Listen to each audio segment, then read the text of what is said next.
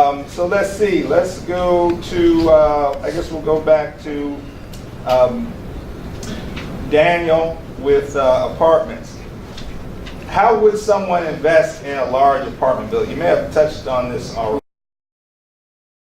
but I just want to give you an opportunity again to really kind of walk us through from, I just wake up one morning and say I want to invest in an apartment building, and then I do what? So I guess it really is two ways that you could invest in multifamily. That is, develop relationships with brokers, investors. Dedicate the time to kind of education, that type of thing, to do it on your own. Or you could invest with a seasoned operator. Again, through the structure we talked about earlier with. Pooling funds. Again, it would be something like, everybody in this room would bring a small amount of money. We would pool all those funds together and perhaps buy a building right across the street there. And so that's kind of, how it would go. How much money would I need? I mean, how much money would that hypothetical person need? It all depends on the project, really. So if you're buying a large project, then theoretically it's probably $25,000 and above. We've done $100,000 on some projects. So. And what kind of ROI am I looking at? Typically, when we do these types of projects, we don't look for anything other than we look for projects that can produce at least a 20% return for our investors over the whole period, average annual return. So that's kind of what we look for. Okay, awesome. All right, so we're going to, for the last 15 minutes or so, take questions from the audience. This is for, I guess, Danny now, since maybe Noble too, because that was the question I had working in my mind. Since you mentioned 20%, is that what you use as a discount rate on projected cash flows to come up with a target purchase price, acquisition price for properties? So do I use 20% as a discount rate? So no, I don't use 20% as a discount rate. Again, every deal is going to be different. I've got to back into the number based on expenses, income, and our strategy. But what I typically do is I look for properties that after a specific hold period, let's call it 3 years.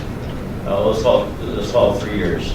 No, let's call it 5 years. So after 5 years, if someone invested $100,000, they would expect their $100,000 back at the end of 5 years plus an additional $100,000, which is about a 20% return. I am mostly single families in the Baltimore area, duplexes in West XYZ. So the first part of the question is how does one scale up to multi-units? You mentioned uniform syndication. How did it work for you? You started in single families and got into it. And then the second part is really for the panel. So DC, the DMV is really just taking off. Cap rates are really low. Where do you guys see the DMV?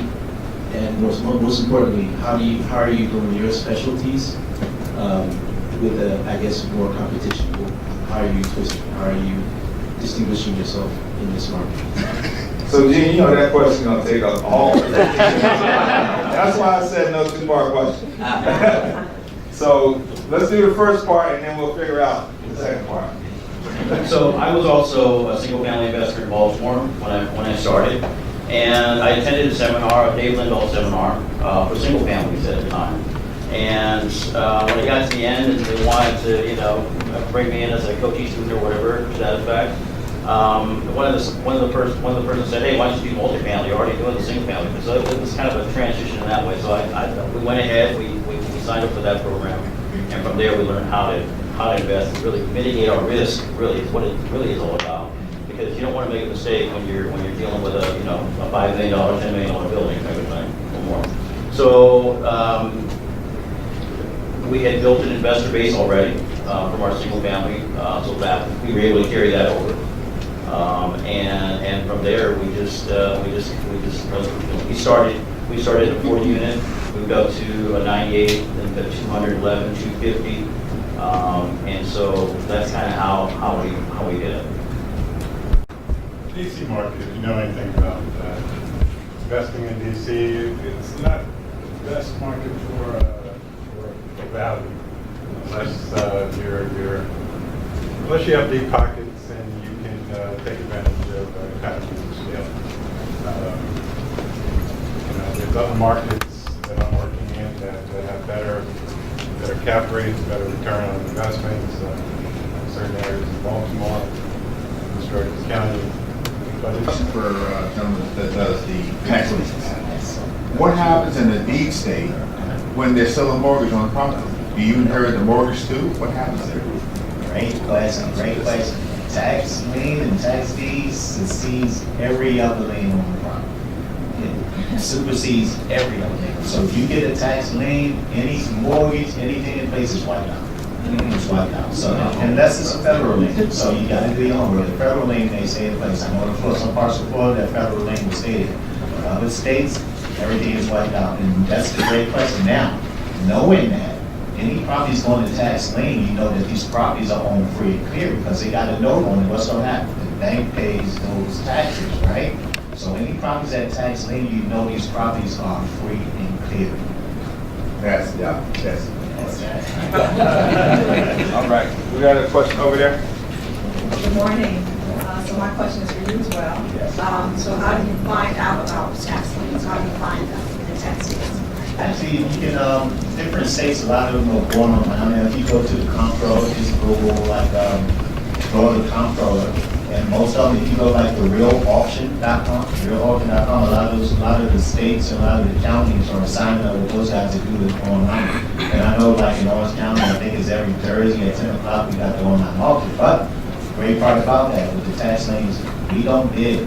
We wait for the auction is over, then they got what they call struck-off properties. These are properties that was taken off the list that nobody bid on.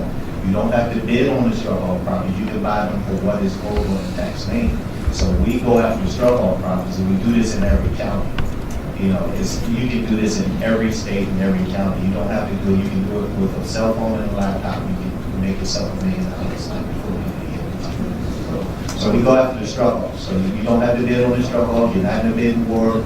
And you can actually get those properties for what is on. So you contact the comptrollers, and you can call them. You can learn so much by talking to them, and ask them to send you their struck-off list. And they'll send you the struck-off list. Do your due diligence, do your homework, and you see how to purchase those properties. The other option is to take Carrie's training class, a training course. Peter and I both have training courses on tax liens. So if you guys, I'll give you my card. You shoot me an email with tax class or tax lien and the subject, and we'll make sure you get access to those. I'm glad you brought that up, just so everyone knows. After this, I'm assuming everybody here is registered on Eventbrite. We're going to be sending out all the information for all the panelists in an email to everyone, so you'll have ways to connect with them directly. But obviously, you just I was wondering, what are the indicators for a good deal for a tax lien? What would you look at when buying one?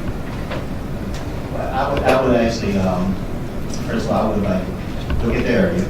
And usually, you want to go in an area with a medium price range houses. You don't want to high end, you don't want to low end. You want to get in the medium price range there. So I would do research. Let's say if I was in Orange County, Florida, I would find out what the median price of homes were in Orange County, Florida. Then I would look for the properties that fit into that median, because those are the ones that easy to get there. Because most of the activity is going to be in the median. And if you get some high end, if you're looking for a long-term investment on your house, you can actually get that as well.